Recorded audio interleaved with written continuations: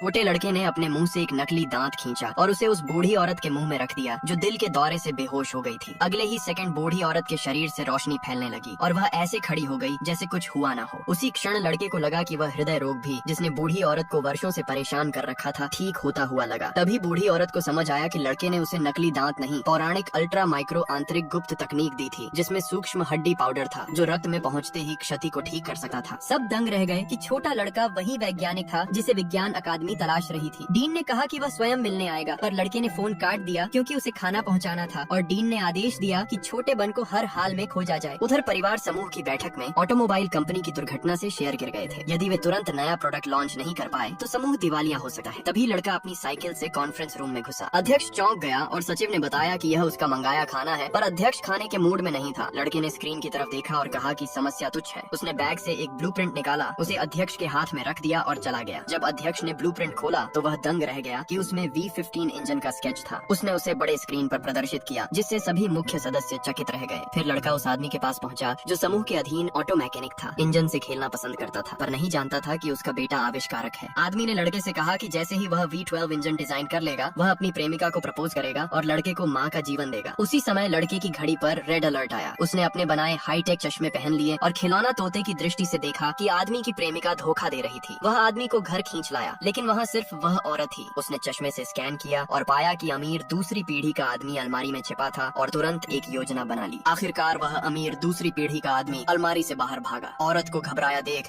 आदमी समझ गया कि उसने धोखा दिया है। सब कुछ उजागर होने पर वे दिखावा छोड़ बैठे और औरत ने उसे निकम्मा कहकर मजाक उड़ाया। उसके पिता कार फैक्ट्री के निदेशक थे और उसने कहा कि आदमी उसके सामने कुछ भी नहीं। वह अमीर उत्तराधिकारी अहंकार में उसे बाहर निकालने लगा और सुरक्षा कर्मियों को बुलाकर उसे घसीटने के लिए कहा। उसी समय अध्यक्ष लोगों के साथ वहाँ पहुंची। अमीर दूसरी पीढ़ी वाले ने, जिसने कभी अध्यक्ष को नहीं देखा था, यह मान लिया कि वह आदमी द्वारा बुलाया गया कोई अभिनेता है। अध्यक्ष लड़के को लेकर चल दी और अमीर उत्तराधिकारी मामले से अनजान रहा और डींग मारने लगा कि अगले दिन की लॉन्च कॉन्फ्रेंस के बाद वह आईएचएन बुरा हाल दिखाएगा। उधर अध्यक्ष लड़के को घर ले आई और यह मान लिया कि ब्लूप्रिंट उसी आदमी ने बनाया है, इसलिए उसने उसे मुख्य इंजीनियर नियुक्त कर दिया। आदमी स्तब्ध रह गया कि ब्लूप्रिंट उसका अपना V12 इंजन था जिसे बदलकर V15 बना दिया गया था। तभी लड़के ने उनके हाथ एक साथ पकड़ लिए और अध्यक्ष से कहा कि यदि वह आदमी से शादी करने को तैयार हो जाए तो आदमी उसके लिए मुफ्त में काम करेगा। आदमी को देखकर अध्यक्ष मान गए। वे सिविल अफेयर्स ब्यूरो गए। उनका विवाह प्रमाण पत्र बन गया और अध्यक्ष ने आदमी को अगले दिन के लॉन्च इवेंट के लिए कपड़े खरीदने के लिए एक बैंक कार्ड दिया। अगले दिन तीनों इवेंट पर साथ पहुंचे। अध्यक्ष को सचिव से संदेश मिला कि राजधानी से एक महत्वपूर्ण अतिथि आ गया है, इसलिए उसने उन्हें देखने के लिए कहा और स्वयं चली गई। उसके जाते ही पूर्व प्रेमिका और अमीर दूसरी पीढ़ी का आदमी वहाँ आ पहुँचे और उसने उनका मजाक उड़ाते हुए कहा कि यह जगह उनके जैसी के लिए नहीं है और सुरक्षा कर्मियों को उन्हें बाहर निकालने के लिए बुला